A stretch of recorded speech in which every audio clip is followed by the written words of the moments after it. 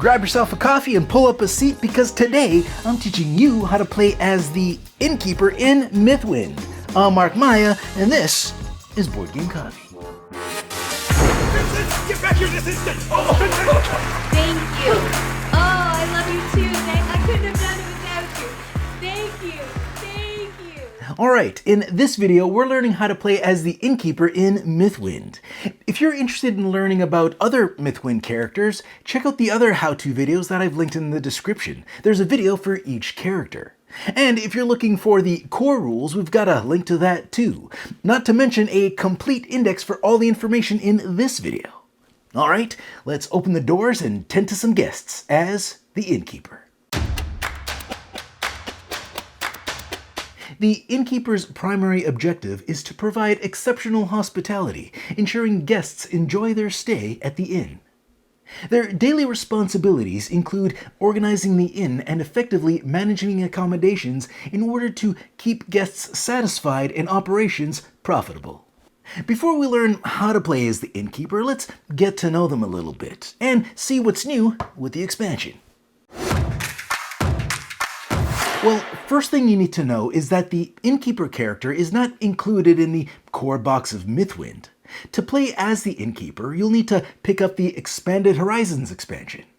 The most notable feature of this expansion is that it allows you to play with up to 5 players. The Expanded Horizons expansion introduces new event cards, new adventure cards, new goal cards, and new building cards, as well as these 2 character tokens. You'll also get some extra sprite and villager dice to bolster your workforce. Expanded Horizons also introduces a new building effect that's represented by this lightning bolt. These buildings activate after a specific action has been taken. With the bank, for example, when you take the construct or demolish action in town, you can increase the value of 2 villagers at the tower. In addition, if you're playing with all 5 characters, there's no limit to how many players can use the longhouse at one time. Kinda like a longhouse house party. Oh, and those 2 character tokens that I mentioned earlier, you won't be using those until something in the game tells you to use them. Every day begins with the InnKeeper drawing guests randomly from a bag. It is crucial for the InnKeeper to fulfill these guests' requests to ensure satisfaction. The higher the guest satisfaction, the greater the monetary rewards. The InnKeeper has 3 levels of renown. As their renown increases, the inn attracts more guests. The InnKeeper's social awareness allows them to understand and engage with the townsfolk effectively, providing bonuses that benefit the entire community. The setup instructions that we're going to cover in this video will focus on what you need to do to set up the InnKeeper for your first game. For every subsequent game that you play with the InnKeeper, you'll need to follow the Continue the Game section laid out in the back of the InnKeeper's journal. Now, seeing that the InnKeeper comes in the form of an expansion, there are a few additional steps that you will need to incorporate into the core game setup. So let's go over that first.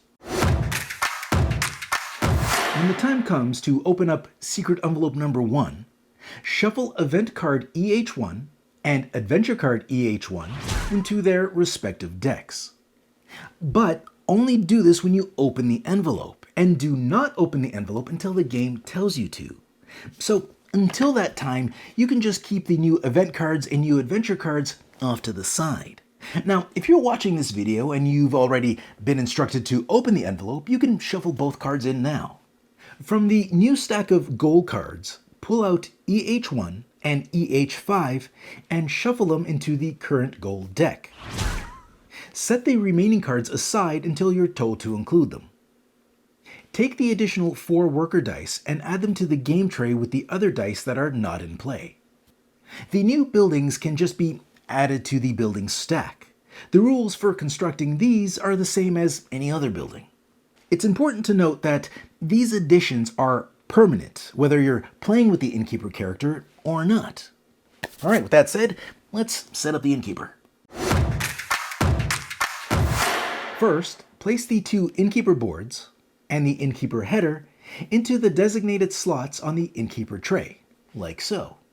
Then grab the InnKeeper miniature, along with 10 coins, and your 10 InnKeeper skill tokens, and place them next to your tray, making sure that the skill tokens are face down like this so that their levels are visible. Next, place the Renown token at the start of the Renown Track. Sort the guest tokens into 3 distinct piles based on their levels, and keep them nearby. Then place all level 1 guest tokens, 12 in total, into the draw bag. Now shuffle the gossip cards and place them face down within easy reach, along with this party token and all your accommodation tokens forming your supply. In the inn, set up a table, a window, and a door. The table can be placed in any available space, but the door and window need to be positioned along the outer edge. Lastly, draw 2 cards from the gossip deck to form your hand. And there you have it, your InnKeeper is all set up and ready to receive guests. Alright, now that we're all set up, let's go over a few basic InnKeeper concepts and what separates them from the other characters. Think of the inn as the innkeeper's pride and joy. Their daily tasks revolve around buying and arranging the inn's accommodations, all to please their guests and boost their renown. The inn itself is made up of 25 slots on the innkeeper's character tray. As the game progresses, these slots will get filled with both guests and various accommodations. Accommodations in the game are represented by tokens, symbolizing furniture and services the innkeeper purchases to enhance the inn and meet guests' needs. There are 5 types of furniture and 6 types of services available.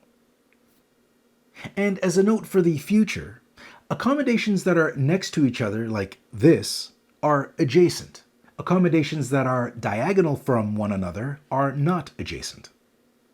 Guests are made up of visitors and townsfolk of Mythwind Valley who are seeking comfort and entertainment at the inn. Each guest token has a front, indicated by its level, and a back. When you meet the requirements of a guest, they are seated into the inn by inserting their token into the proper slot like so, which is something that we'll be expanding on throughout this video.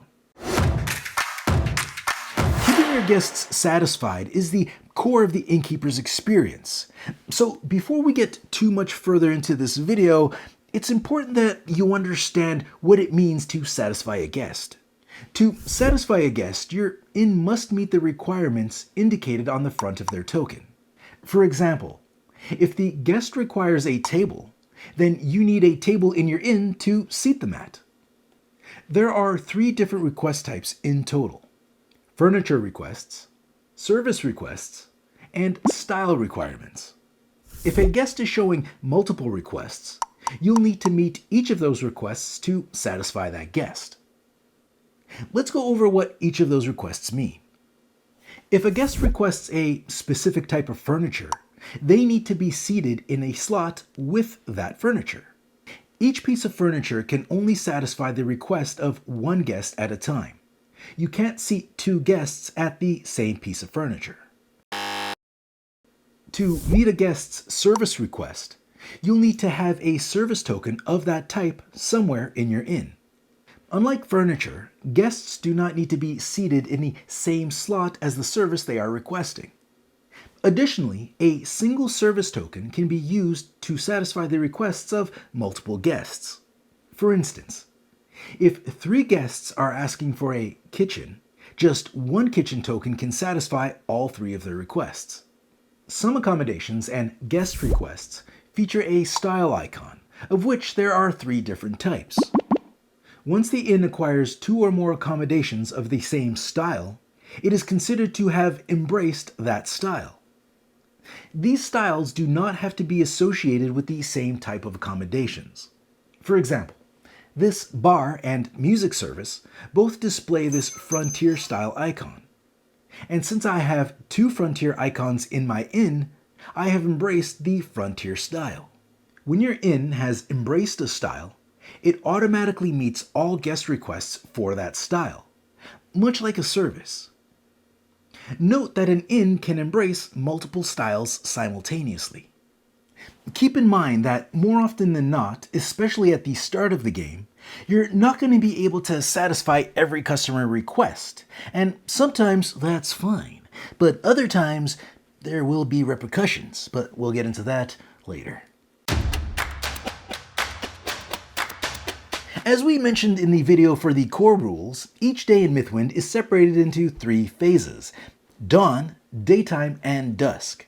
Many of the rules for those phases have been explained in the core rules video, and consist of steps that are shared between all the characters. So I won't be going over those steps in this video. Instead, I'll be focusing on what the InnKeeper does differently during each of those phases. So let's start at the top, the dawn phase. The dawn phase for the InnKeeper adds one additional step. In the core rules video, we learned how to determine the weather, check season effects, and resolve weather effects. Once you're done doing that, it's time to welcome guests. The welcome guest portion of your turn will introduce the guests that you're going to try to satisfy for the rest of the day. Simply put, this involves pulling random guests from your draw bag and placing them in front of you face up. The number of guests you pull will be determined by 2 factors: your renown level and the day's weather. Based on the position of your renown token, you will draw either 6, 8, or 10 guests from your draw bag. Then you will modify that number based on the day's weather, as indicated here on your character header. If today's weather is sunny, draw 1 less guest. If the weather is rainy, draw 1 additional guest. And if the weather is cloudy, draw the number of guests displayed on your renown level without making any modifications. For example, if my renown token was sitting in this section here, and the day's weather was sunny, I would draw 5 guests from the bag. 6 for my current renown level, then subtract 1 because today's weather is sunny. Once you've established your guests for the day, we move on to the daytime phase. The start of the daytime phase begins with the InnKeeper performing a town action as described in the core rules video. Once that's done, they'll move on to performing their specific character action.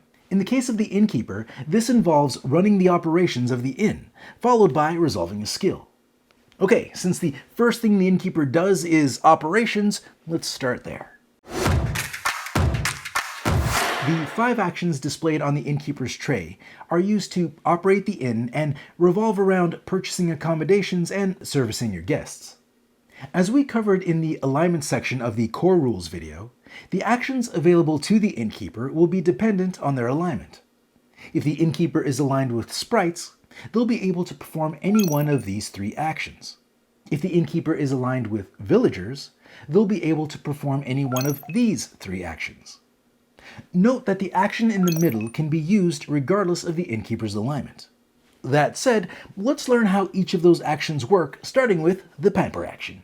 By taking the Pamper Action, the InnKeeper can seat a guest while disregarding their requests. While this doesn't fully satisfy the guest, it does prevent them from being unsatisfied. To perform the Pamper Action, select one of the guests that you drew from the bag earlier, turn them around so that their backs are facing you, and seat them at any available furniture slot, ignoring all their requests. Then earn 1 coin, regardless of their level. The Improve action allows you to buy accommodations, sell accommodations, and rearrange existing accommodations. And you can perform all these actions in any order you want, although you can only perform each of them once. Let's run through all those options. When purchasing, the InnKeeper can buy 1 of these accommodations, but there are some rules. Accommodations come in 2 levels, which are indicated on the back: Level 1 and Level 2. To buy a Level 2 accommodation, your renown level will have to be at 2 or higher. So if my renown was at Level 1, I could buy any of these Level 1 accommodations, but not these Level 2 accommodations. Once you've determined that your renown level meets the requirements of the accommodation you want to buy, just pay the cost printed on the back of the token and place it in your inn following these rules. Doors and windows can only be placed on these 16 outer slots. Drinks and food must be adjacent to a kitchen. And music and plays must be placed near a stage. If you can't place the accommodation based on these rules, then you can't buy that accommodation. All other accommodations can be placed on any empty slot. Moving allows you to move any two accommodations to an empty slot in the inn following the placement rules we covered in the previous section. In addition, you can't move an accommodation token if there is a guest seated in its slot. The sell action allows you to sell any number of accommodations from the inn. Once you decide you want to sell an accommodation, remove it from the inn, return it to the supply, and earn coins equal to half its value rounded down. So in this example, if I sold this accommodation, I would earn 7 coins from the supply and add them to my own personal stash. There are 3 instances in which you cannot sell an accommodation. If a guest is currently seated at an accommodation, you can't sell it. If an accommodation is currently being used to fulfill a placement restriction, such as this stage being used to place this music service, you can't sell the stage. And you can't sell your only remaining door. When you take the service action, select a gossip card from your hand and place it face up near the inn. The bottom of each gossip card displays accommodations which are considered as part of the inn for the rest of the day. These accommodations can be used to satisfy guest requests. For example, this guest requires a table and food accommodations. But as you can see here, I have the table but no food service available. If I play this gossip card using the service action, I can treat this food accommodation as if it were a token placed in the inn, thus satisfying this customer's request. Any style icons on these cards also contribute to the inn's embrace of that style. When using a gossip card for the serve action, ignore everything else on the card. At the end of the day, all gossip cards used during the serve action are shuffled back into the gossip deck. When you take the party action, reduce your renown by 1 and place the party token on any one furniture accommodation at the inn. All furniture of that type, regardless of style, is now considered enhanced. During the Dusk Phase, each guest seated in a slot with an enhanced furniture earns you 1 extra coin, regardless of their level. Note that if your renown is at the leftmost slot before you take the party action, then you cannot take the party action, because you have no renown to reduce. The Mingle Action allows you to shuffle a gossip card from your hand into the adventure deck. Once that's done, place the adventure deck cover back on top. Now, draw cards from the top of the gossip deck until you have 2 in your hand. The gossip card that we just added to the adventure deck is going to act as a little bonus for players who find it, and that player doesn't have to be you. During a future adventure action, if a gossip card is drawn from the adventure deck, the player who draws it resolves its text and effect icon, ignoring the accommodations at the bottom. Once you've successfully resolved a gossip card, shuffle it back into the gossip deck. Once you're done performing one of your 5 operation actions, move on to the resolve skill portion of your character action. In the core rules video, we touched a bit on how we buy skills for our character, and we'll go over that in more detail later in the video. But for now, here's a brief introduction on how to resolve a skill. Let's say, as the innkeeper, I chose the Pamper Action. Once I've completed the Pamper Action, I would resolve any skill that I've slotted into the space adjacent to that action. So in this example, after I perform the Pamper Action, I would resolve this skill here that earns me 1 coin for every table at the inn. Now, if this skill slot were empty, then I wouldn't have any skills to resolve. Once you've performed your innkeeper action and resolved your skill, if any, we move on to the last portion of the innkeeper's daytime routine, which is perform worker action. Alright, in the core video we learned how to hire workers. Now we're going to learn how to use them. You'll notice that next to each of the InnKeeper's actions, there is a slot that will hold a single worker. During the worker action step, you can take a worker from your dice well, tick it down one step, and slot it into an action slot of the matching color. This means your sprite actions can be slotted into any of these 3 spots, and your villagers can be slotted into any of these 3 spots. This will allow you to take the action associated with that slot that you placed your worker in. So by placing my sprite worker here, I would be able to perform the improve action following the same rules described earlier in the video. Although I won't resolve the skill token associated with that action. And the best part is, as long as I still have workers in my dice well, I can keep using them to perform actions. But I want to clarify, you can only use 1 worker per action. You can't just pile them onto the same action. The Dusk Phase for the InnKeeper adds 2 additional steps. So after you return your character and your workers, as we learned in the core rules video, the InnKeeper will host guests, and then return all those guests to the bag in preparation for the next day. Alright, this is it, the big show. This is the part where you get to seat your guests based on their individual requests. Now, keep in mind, you knew what was coming since the day started, and you pulled these guys out of the bag. So how well you do depends on how well you prepared during the day.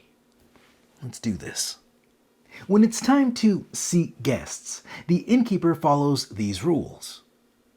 Only seat guests if all their requests are met. Seated guests must be placed in empty slots that contain their requested furniture. Ensure the guests you're seating are front-facing. Once seating is complete, earn coins equal to the level of each front-facing guest. So in this example, I would earn 1, 2, 3, 4, 5 coins. In addition, any guest seated at a party-enhanced accommodation will earn you 1 additional coin. And based on this party token that we placed earlier, we can see that our tables are enhanced. So every guest seated at a table will generate 1 additional coin, bringing our total earnings to 8 coins. After seating all the guests whose requests you could accommodate, the InnKeeper addresses all complaints from unseated guests, if any. Note that only guests with this red dot on their front side will have complaints on their back. Flip over all unseated guests with the red dot to reveal their complaints. Next, resolve each guest's complaint one at a time. Complaints typically result in losing coins, removing specific types of accommodations, or drawing an extra guest. In this last example, if you're asked to draw a new guest, you'll have 1 last chance to seat the guest at the inn if you can meet all their requests. If you can't seat the new guest, and they also have a complaint, then you'll have to resolve that complaint as well. Any coins or accommodations that the InnKeeper loses are returned to the supply. If a guest is in a slot with an accommodation that is destroyed due to a complaint, that guest is unseated and placed next to the other unseated guests. But on a positive note, you do not need to resolve any complaints that guest might have. Once you're done seating customers and resolving complaints, compare the number of seated guests, both front-facing and back-facing, to the number of unseated guests. If you have more seated guests than unseated guests, increase your renown by 1. But if you have an equal or less amount of seated guests than unseated guests, reduce your renown by 1. Although you can never reduce your renown beyond this leftmost space, or increase it beyond this rightmost space. Which reminds me, your renown can only ever cross into this level 3 section if the inn has embraced at least one style, which you're reminded of by this strip here. At this point, after you've earned your coins, resolved your losses, and adjusted your renown level, return all guests, seated and unseated, back to the draw bag. Oh, and I almost forgot. You can return this party token back to the supply. In our Mythwind How to Play video for the core rules, we learned all about the steps we need to take when reaching the end of a season. Some characters, like the InnKeeper, have a character upkeep step in addition to the regular end of season procedures. So after you've resolved end of season actions, goal cards, reset the weather deck, and changed your season tile, all of which we covered in the core rules video, we continue to the resolve character upkeep. And if you're playing as the InnKeeper, this is what you gotta do. During the character upkeep, the InnKeeper updates the draw bag based on their current Renown level. If your Renown level is currently at 1, then your draw bag should consist of 12 level 1 guests, just as it did during the initial setup. If your Renown level is at 2, you'll include all 12 level 1 guests, as well as all 9 level 2 guests to your bag. And finally, if your Renown is at level 3, your bag should consist of 9 level 2 guests and 9 level 3 guests. Do not use any level 1 guests. As highlighted in our core rules video, characters earn skills via the Longhouse or certain game effects with this skill icon. To acquire a skill, the InnKeeper simply pays the cost listed on the skill that they want. But keep in mind, skills have 3 levels. To access levels 2 and 3, one of the depicted sprites must be in play. These sprites will be unlocked by certain event cards. Upon paying for a skill, flip it over, revealing its ability side, and place it into one of the slots on your character tray.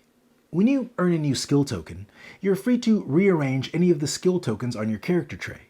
But that's the only time you can rearrange your skill tokens, so place wisely. If you're looking for a breakdown of what each of the InnKeeper skill tokens do, there's a skill index in the back of the InnKeeper's journal. When you reach the end of a season, you have a few options. Do you start a new season continuing with your current character? Do you put your current character away and start up a new one? Or do you put the entire game away and come back to play another day?